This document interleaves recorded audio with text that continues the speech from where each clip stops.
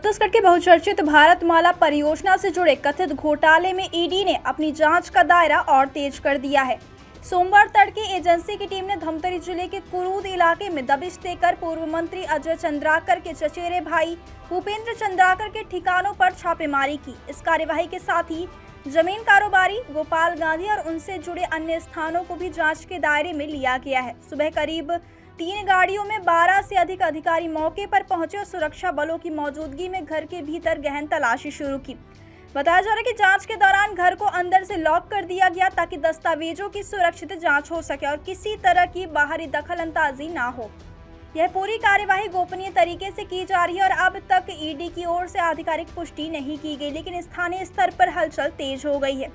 आरोप है कि भारतमाला परियोजना के तहत भूमि अधिग्रहण प्रक्रिया में बड़े पैमाने पर अनियमितताएं की गई हैं और अपने करीबियों को फायदा पहुंचाने के लिए करोड़ों रुपए का मुआवजा दिलवाया गया है। शिकायतों के मुताबिक यह लाभ केवल अभनपुर तक सीमित नहीं रहा, बल्कि कायाबांधा, दुर्ग, पाटन, राजनांदगांव की देवाता और मगरलोड जैसे कई इलाकों में जमीन के मुआवजे में हेर-फेर कर रकम बढ़ाई गई है।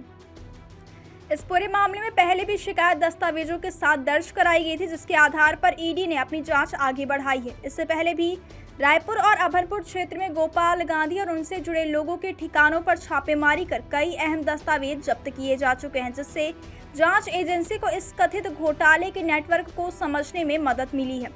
शुरुआती जांच में यह भी सामने आया कि कृषि भूमि को बैकडेट में गैर कृषि घोषित कर उसकी कीमत कई गुना बढ़ाई गई और मुआवजे की राशि में भारी अंतर पैदा किया गया। इतना ही नहीं, एक ही खसरे की जमीन को कागजों में अलग अलग हिस्सों में बांटकर कई लोगों के नाम पर भुगतान दिखाया गया, जिससे सरकारी खजाने को भारी नुकसान पहुंचने की आशंका है। भारतमाला परियोजना के तहत रायपुर से विशाखापट्टनम इकोनॉमिक कॉरिडोर के लिए भूमि अधिग्रहण में करीब 500 करोड़ रुपए से अधिक के घोटाले की आशंका जताई जा रही, जो इस पूरे मामले को और गंभीर बना देता है।